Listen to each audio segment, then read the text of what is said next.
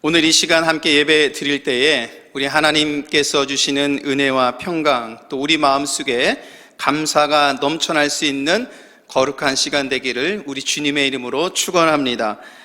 지난 7일 동안 저희들은 이 감사 노트를 작성해 보면서 감사하는 훈련을 한번 해보았습니다. 여러분, 하루에 3가지씩 감사하는 그런 내용을 적어보는 감사 노트를 저희가 다 해봤는데, 지난 일주일 동안 여러분 어떠한 내용을 또 매일마다 3개씩의 최소한 감사할 수 있는 내용을 찾아보셨는지 모르겠습니다.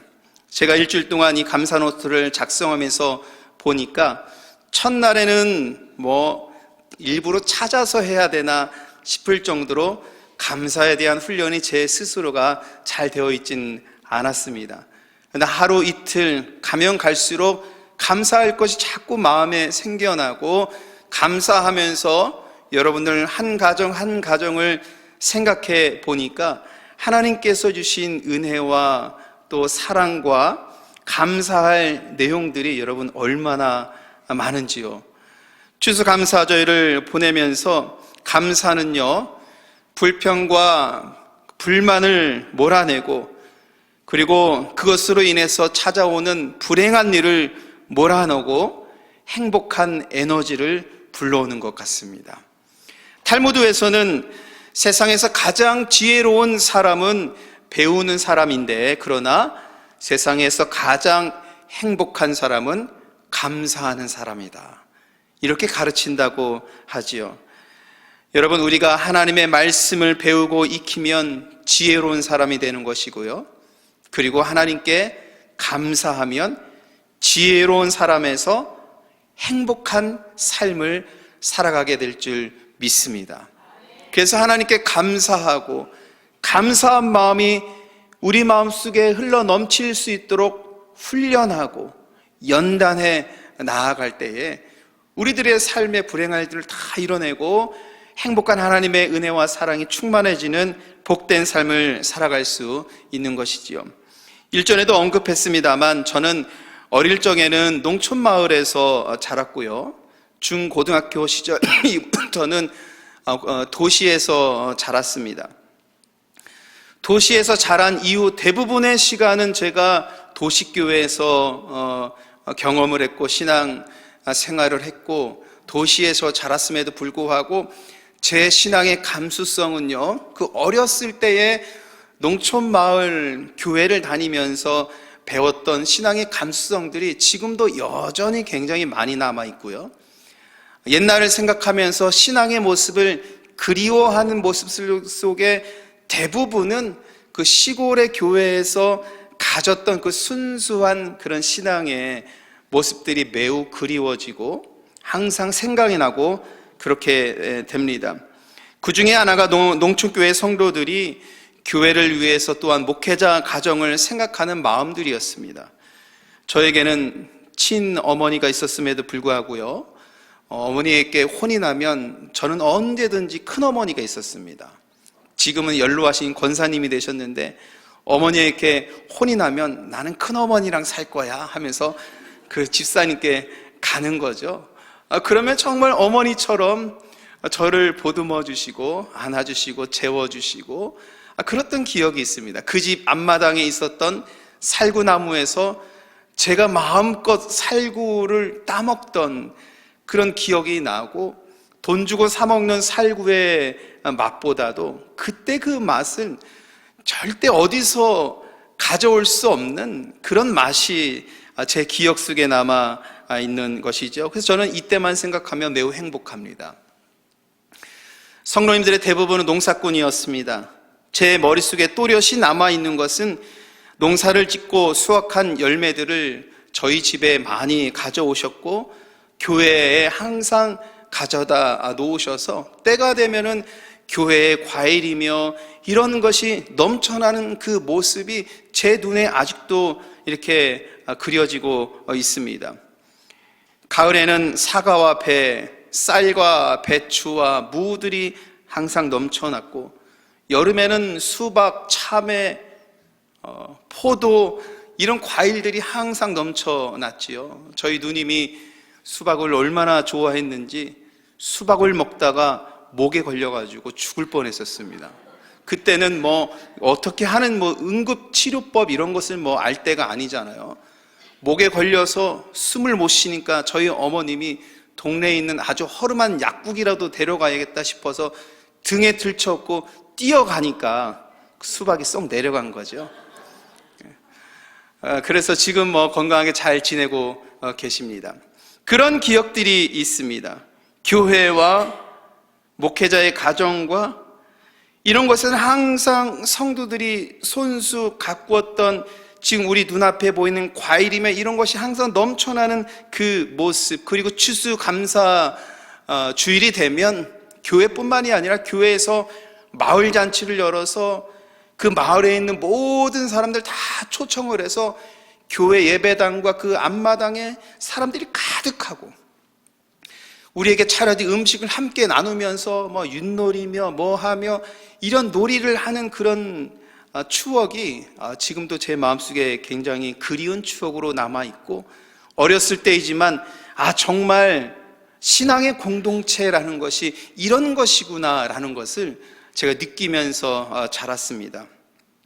그런 후 사람들이 모였을 때 저희 아버님께서 모여져 있는 음식들과 성도들을 바라보면서 간절하게 축복 기도해 주시고, 성도들은 다 아멘으로 그 축복 기도를 받고 음식 나누고 즐겁게 행복하게 이렇게 지냈던 그런 기억이 있습니다. 여러분, 감사하면 우리들의 불행도 밀려나고요, 감사하면 하나님께서 주시는 은혜와 사랑이 우리 가운데 충만해질 줄 믿습니다.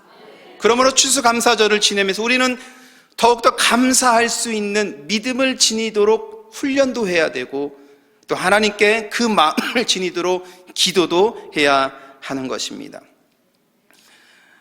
교회에 또 목회자 가정에 자기들이 손수 기른 이런 열매들을 가져와서 감사의 표현을 하는 것은 사실 이스라엘 민족이 지켰던 절기에서부터 유래가 됩니다.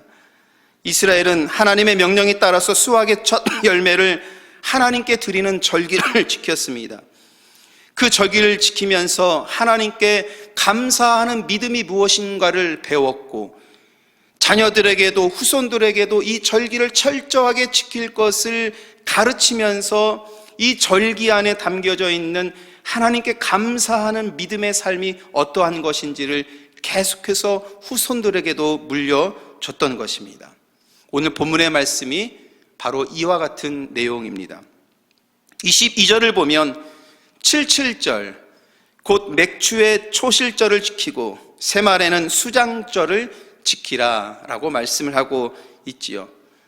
여기서 77절은 봄에 거둘 수 있는 봄의 수확기의 첫 열매를 하나님께 드리는 절기입니다.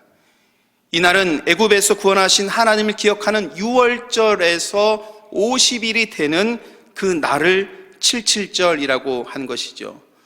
그러니까 7번에 7번 하면 49죠. 77에 49. 그 다음 날 50일이 되는 날, 그날이 77절인 것입니다. 이날에는 봄에 수확한 밀을 가져와서 하나님께 감사하는 절기로 보내면서 이스라엘은 하나님께 감사하는 그 믿음을 하나님께로부터 율법으로부터 제정받고 그 믿음을 이어온 것입니다. 오늘 이 절기에 대한 내용은 모세가 두 번째 율법을 받은 후에 그 명령에 담겨져 있습니다. 모세가 첫 번째 시내산에서 하나님께 율법을 받았을 때에 이스라엘 백성들은 교만하여서요, 모세가 내려오기 전에 이미 금송아지를 만들어서 이 금송아지를 신처럼 여기고 마치 하나님처럼 여기고 금송아지 앞에 절을 하고 우상을 섬기는 이런 일을 하게 되었지요. 그래서 모세는 언약의 증거판을 깨뜨리고 백성들은 벌을 받게 되었습니다. 하나님께서 모세를 다시 시내산 정상으로 불러서 다시 한번 율법을 그들에게 주시는데, 이때에 주신 말씀이 오늘 본문의 말씀입니다. 제가 가만히 생각하니까 하나님께서 그렇게 생각하신 것 같아요. 이스라엘 백성들이 하나님의 율법을 받기도 전에 이미 그들이 우상 숭배한 것을 보니까 안 되겠다. 나의 사랑하는 백성들은 그들이 어떠한 하나님께 사랑을 받았는지, 그리고 하나님께서 어떠한 은혜를 베풀어 주셨는지를 기억하게 해야겠다. 그래서 이 절기를 지키게 함으로 인하여서 하나님의 은혜에 감사하는 믿음을 지키게 해야겠다라고 작정하신 것 같습니다. 그래서 여러분, 감사하면서 이 감사의 절기를 지키는 것은 이스라엘 백성의 정체성입니다. 하나님께 감사하는 것은 이스라엘 백성이 하나님의 백성이 되는 그 내용인 것입니다. 하나님 앞에 감사해야 하나님의 백성으로서 온전하게 세워질 수 있다는 것, 이것이 율법 안에 담겨져 있는 하나님의 뜻이라는 것입니다. 저는 이 말씀을 오늘 아침에 묵상하면서 하나님께서 감사절 절기를 지키라고 하신 이유를 생각해 보니까, 여러분 생각해 보세요. 시내산에서 모세가 이 말씀을 받기 불과 수개월 전만 하더라도 이스라엘 백성들은 어떤 상태였습니까? 애굽에서 노예로 있던 상태였어요. 그들에게는 자유가 없었습니다. 그들에게는 큰 고통의 나날이 매일같이 드리웠던 날이었습니다. 그런데 하나님께서는 그들을 구원해 주셨고 자유를 주셨습니다. 하나님께서는 이것을 기억하게 하기 위해서 유월절을 제정하신 겁니다. 이 절기를 지키며 홍해가 앞길을 딱 가로막았을 때에 하나님께서 길을 열어주셨음을 기억하게 하는 절기가 유월절입니다. 유월절을 지키는 것은 그래서 무엇이에요? 하나님께서 우리를 구원해 주셨구나, 이것에 대해서 기억을 하고 감사하는 절기라는 것입니다.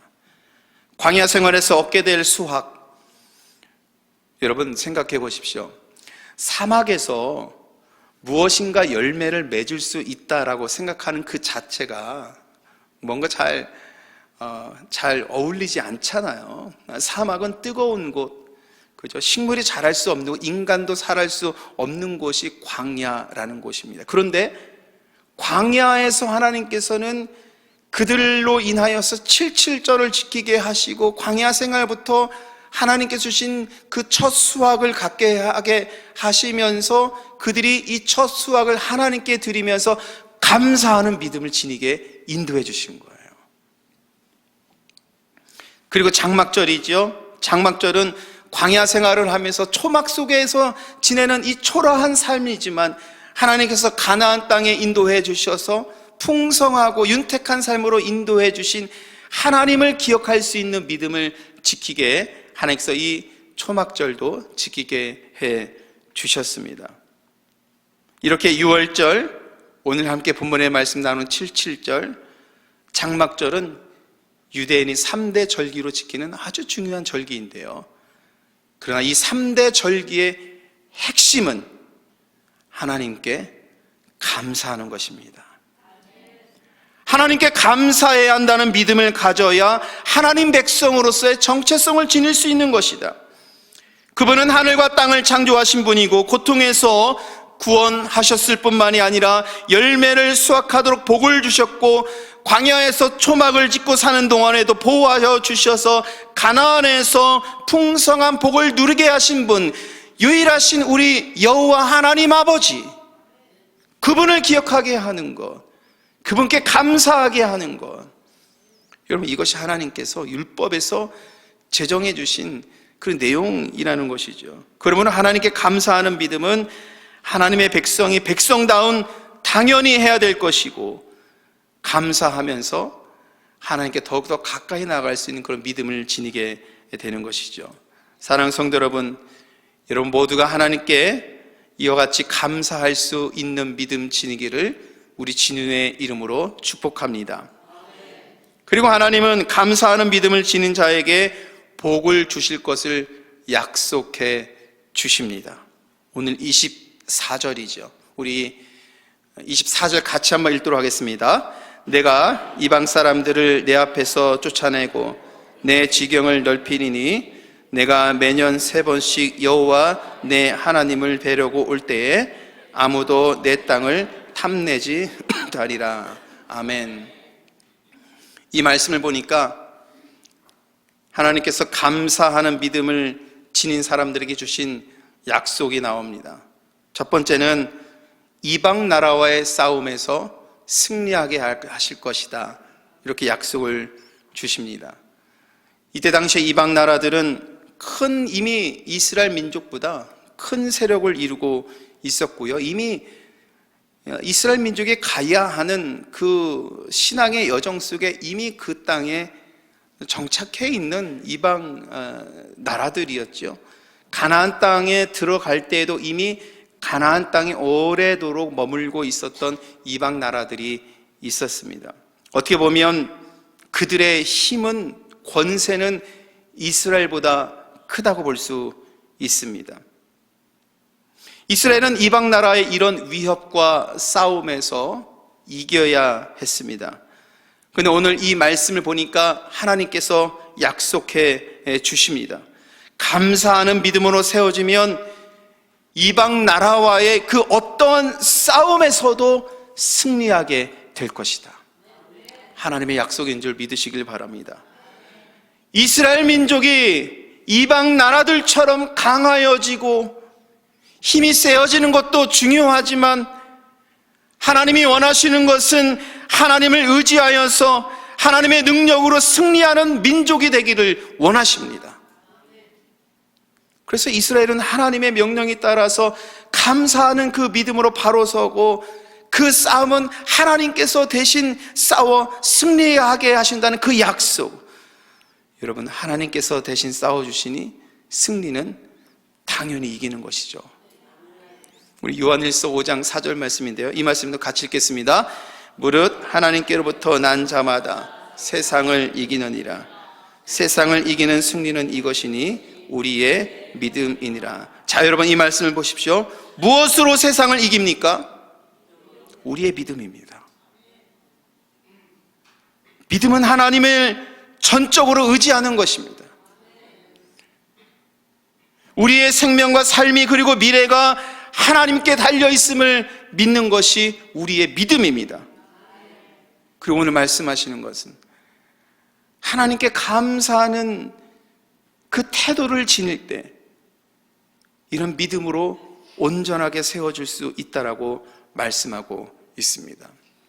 여러분, 오늘 본문 속에서는 이방 세력과의 싸움에서 승리하게 하실 것을 하나님께서 약속해 주셨는데, 사실은 우리들이 살아가는 이 세상 속에서도, 삶의 자리에서도 싸워서 이겨야 될 일들이 얼마나 많이 있습니까? 우리들이 찾아오는 질병의 문제들도 우리도 싸워서 이겨서 믿음으로 이겨내야 하고요. 이와 같이 불경기 속에서 찾아오는 경제적인 어려움들, 심한 갈등의 문제들, 우리들 속에 찾아오는 삶의 여러 가지 문제들 속에서 믿음 포기하지 않고 하나님 바라볼 수 있는 그런 믿음의 자세를 올곧게 설 수 있도록 우리는 이것들과 늘 싸워야 하는 그런 믿음의 삶의 여정 속에 있는 것입니다. 가정의 문제, 가정의 불화, 삶을 고달프게 하는 문제들, 이 싸움에서 우리는 믿음을 지켜야 하는 것. 그런데 오늘 이 말씀 속에서 우리는 싸움의 원리 하나를 배웁니다. 우리는 하나님께 감사하는 믿음으로 온전하게 서 있는 것이고, 싸움은 하나님께서 해주셔서 승리토로 인도해 주실 줄 믿습니다. 바로 이런 믿음의 자세가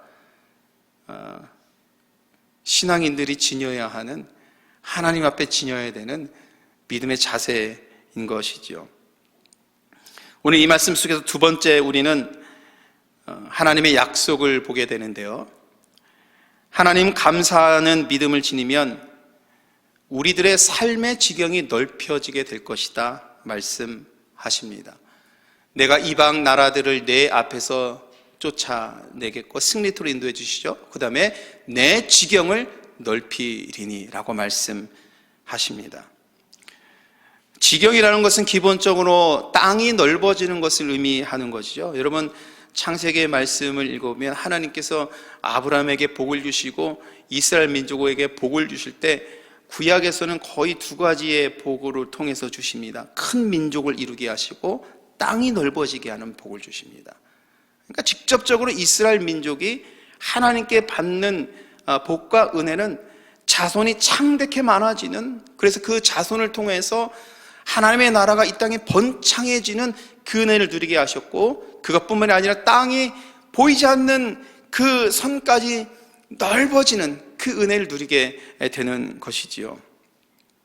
땅이 넓어지는 것은 하나님께 주시는 큰 축복 중에 하나인 것입니다. 그래서 하나님은 아브라함에게 복을 주시며 이 복이 모든 믿는 자들의 구원의 근원이 되게 해 주셨지요. 창세기 17장 8절에서 내가 너와 내 후손에게 내가 거류하는 이 땅, 곧 가나안 온 땅을 주어서 영원한 기업이 되게 하고 나는 그들의 하나님이 되리라, 이렇게 말씀하셨습니다. 그러므로 지경이 넓어지는 것, 곧 땅이 넓어지는 것은 아브라함의 복이 여전히 유효하다라는 의미인 것입니다. 이 지경이 넓어져서 영원한 기업이 되게 하신다고 하셨으니 오늘 이 복이 우리 가운데 충만하여지기를 우리는 소원하며 예배 드려야 될 줄 믿습니다. 여러분, 저는 땅이 넓어지는 것, 지경이라는 것은 땅이 넓어진다는 의미라고 했잖아요. 저는 이 믿음을 우리 믿음의 지경이 넓어지는 의미로 한번 생각해 보았습니다. 제가 가만히 생각해 보니까 우리들의 믿음의 크기가 어느 정도인가에 따라서 바라보는 그 시선도 달라질 거라는 생각이 듭니다. 만약에 여러분 생각해 보세요. 제가 가지고 있는 믿음의 지경, 그 시선, 믿음의 지경이 만약에 이 정도라면은 내가 바라볼 수 있는 시선은 여기서 벗어나지 못해요. 이쪽을 향해서 바라볼 때도 믿음의 지경은 이 정도 선에서 이것을 넘어서지 못합니다.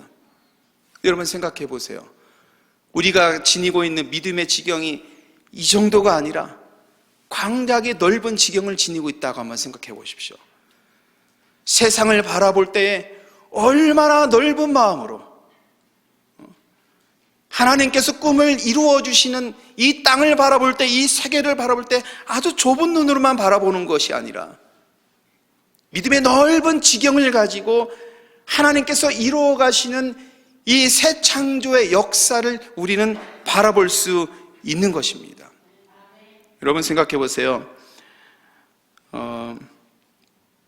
아브라함을 우리가 생각해 볼 때에 베델에 서서 조카 롯에게 말을 합니다.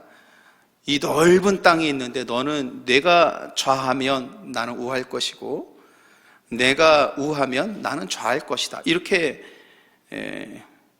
말을 하죠. 아브라함 입장에서는 통 큰 결정을 한 거예요. 아브라함이 먼저 자기가 원하는 땅을 먼저 차지할 수 있었는데 통 큰 결정을 하고 조카에게 양보하는 것이죠. 원하는 땅을 가져라, 원하는 땅을 향해서 나아가라. 저는 아브라함의 이 결정하는 이 말씀을 보면서 믿음의 지경이 넓은 사람은 하나님을 믿고 이런 결정을 할 수 있겠구나라는 생각을 했습니다. 때로는 이런 아브라함의 결정이 매우 대단한 모험처럼 보이지만요, 한편으로 생각하면 그렇지 않습니다. 아브라함은 하나님을 신뢰하는 그 믿음에서 결정한 것입니다. 롯은 당연히 기름진 땅을 택하지요. 그리고 아브라함은 반대로 향합니다. 롯이 선택한 땅은 기름진 땅 같았습니다. 그러나 소돔과 고모라가 있는 땅이었습니다. 아브라함은 가나안을 가게 되었지요. 그런데 하나님은 아브라함에게 복을 주십니다.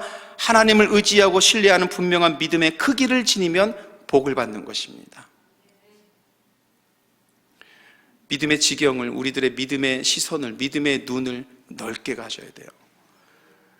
여러분, 저는 유학생활 때부터 쭉 미국 생활을 하면서 공부할 때 저는 가까운 동료도 있었고 또 그렇지 않은 동료들도 있었지만 이렇게 유학생활을 하다 보니까 많은 동료들을 만나고 전도사님들도 만나고 이런 분들 많이 만났습니다.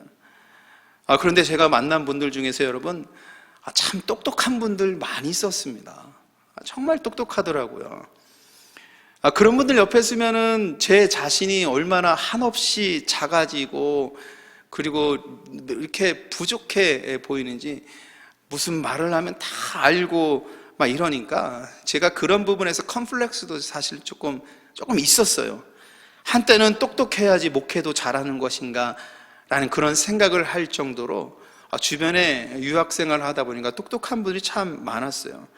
동료 중에서는 한국에서 인류대학을 나오고 미국에서도 아이비리급 학교에서 대학원을 하고 박사과정을 하고 PhD를 하고 그분들이 얼마나 똑똑하고 잘났는지 모릅니다. 그런데 가면이 한 10년, 15년이 지난 이후 지금 생각해 보니까 그런 분들이 다 잘되고 성공한 인생을 살고 있는 것은 아닙니다. 물론 잘된 분들도 많이 있지요. 동료들 중에서는 한국으로 돌아가서 큰 목회를 하시는 분들도 계시고 서울권에서 또 수도권에서 큰 목회를 하시는 동료분들도 많이 있습니다. 근데 잘 안 되신 분들 왜 그럴까 생각해 보니까 자기의 배움과 지식으로 세상을 바라보는 시선이 좁으면 오히려 여러분 독이 되더라고요. 이걸 신앙적으로 생각해 보면 세상을 바라보는 그 믿음의 시선이 매우 협소하면 그만큼의 크기에서 살아가는 거예요. 그러나 믿음의 지경이 넓으면 바라보는 시선도 넓습니다. 여러분, 믿음의 지경이 이만큼이 아니라 넓게 가진다라면 우리가 볼 수 있는 세상이 얼마나 많은지 아십니까? 믿음의 지경을 넓게 가지면 여러분 느껴지는 것이 얼마나 많은지 아십니까? 믿음의 지경이 넓어지면 하나님이 통치하시는 세계가 얼마나 경이로운지를 여러분 느끼게 되는지 아십니까? 믿음의 시선을 넓게 가져서 하나님께서 모든 것을 통치하신 것을 바라보고 느끼고 경험하면 이 신비한 하나님의 세계를 보면서 날마다 감탄하면서 살아갈 수 있는 믿음을 갖게 되는 겁니다. 내 지경을 넓게 하리라. 이 말씀을 우리가 들으면서 우리 믿음의 시선이, 우리 샴목하님께 성도님들은 믿음의 시선을 협소하게 갖는 것이 아니라 하나님께서 주시는 축복과 은혜에 감사할 수 있는 믿음을 지셔서 온 세상을 하나님의 마음으로, 하나님의 시선으로 바라볼 수 있는 그런 믿음을 우리 모두가 다 세워지기를 우리 주님의 이름으로 간절히 축원합니다. 그리고 오늘 이 말씀 속에서 하나님이 이런 말씀도 하십니다. 아무도 내 땅을 탐내지 못하리라 말씀합니다. 여러분의 가정도 일터도 우리의 교회도 이 나라 민족도 하나님의 보호하심으로 우리는 살아가야 합니다. 이스라엘 민족 남자만 60만 명이 광야 생활을 시작했다고 했습니다. 여러분, 남자만 60만 명이면 여기에 노약자, 여성, 어린이 다 포함하면 학자들에 의하면 어떤 학자는 100만 명, 어떤 학자는 200만 명까지 이야기하는 학자들이 있습니다. 우리가 60만 명, 100만 명으로 생각해도 여러분 생각해 보세요. 100만 명이 광야 생활을 시작하는 거예요. 아침에 있는 맨 앞에 있는 모세가 호각을 쫙 부르면 맨 뒤에 있는 사람은 저녁 때 일어나는 거예요. 100만 명이면. 이것이 어떻게 가능할까? 그런 생각을 우리가 하는 것이죠. 그러나 하나님께서 이렇게 많은 인원수가 광야 생활에서 살아남을 수 있게 한 것은 이 말씀이라고 저는 믿게 됩니다. 내 땅을 탐내지 못하게 할 것이다. 하나님의 보호하심입니다. 하나님의 함께하심입니다. 요즘 현대 사회를 살면서 안전에 대한 이슈가 많이 있지요. 얼마 전에 우리 고국 한국에서도 안전사고가 일어나서 수많은 젊은이들이 죽음을 맞게 되었습니다. 현대 사회를 살아간다 하더라도 우리는 전쟁으로부터 안전하지 못합니다. 경제적인 불황으로부터 안전하지 못하고요. 우리 젊은이들은 세상의 이런 혼잡한 일들로부터 사실 안전하지 못합니다. 오늘 이 땅을 살아가는 모든 사람들은 생태계의 위협으로부터 안전하지 못합니다. 각종 사건과 사고의 위험으로부터 우리는 보호받아야 하는 그런 시대에 살아가고 있습니다. 이러한 시대에 하나님께서 오늘 이스라엘 백성들에게 주신 이 말씀을 통해서 우리들에게 말씀하십니다. 내 땅을 다시는 탐내지 못하게 할 것이다.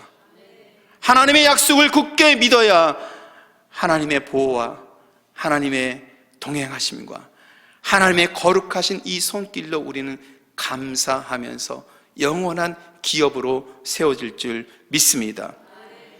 이때 하나님께서 도우셔서 이방 세계의 싸움에서 승리하게 하시고 믿음의 지경을 넓혀 경이로운 삶을 살게 하시고 하나님께서 보호하여 주셔서 믿음의 여정을 포기하지 않고 주님 오실 때까지 나아가도록 인도하실 것입니다.